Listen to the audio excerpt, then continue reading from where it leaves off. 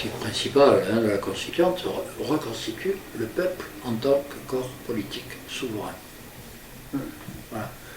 C'est un point de passage obligé. Ce qui veut dire qu'on impose, en faisant ça, d'abord l'idée que le peuple, ça existe, contrairement à ce que racontent un certain nombre de personnes. Deuxièmement, que ce n'est pas uniquement des gens qu'on prend comme ça au hasard qui sont censés représenter le peuple. Non, le peuple, il se représente lui-même. Voilà. Et troisièmement, qu'il ne peut pas y avoir de sortie de la crise actuelle sans un processus de la sorte. Ce n'est pas possible.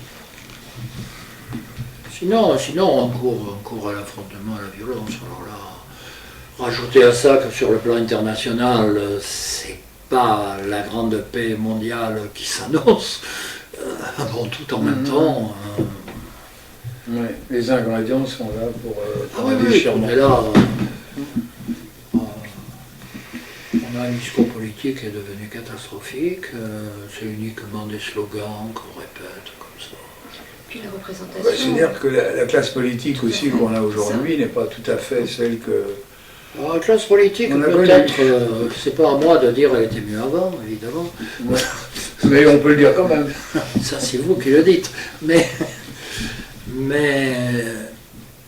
comment dirais-je, il me semble qu'il y a eu un dérapage. Alors celui-là, par contre, je peux le dire.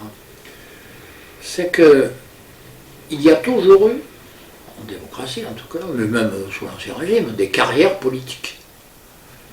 Jaurès a fait une carrière politique, c'est clair. Bon. Mais c'était pas une profession politique.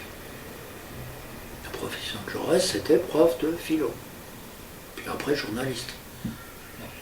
Et sa profession n'était pas politique. Clémenceau, qui a fait une carrière politique encore plus longue, était médecin. C'est pas sa profession. Ce qu'il y a, c'est qu'il me semble qu'il y a de plus en plus d'élus dont c'est la profession, qui n'ont jamais fait que ça. Oui, ce sont ce qu'on appelle les apparatchiks. Oui. Ils n'ont fait que dans ça. d'autres pays. Voilà. Alors ça pose évidemment un problème. Parce qu'on ne peut pas, à partir du moment où on est professionnellement dépendant de l'appareil politique dont on est membre, il est bien évident qu'on n'a pas de liberté.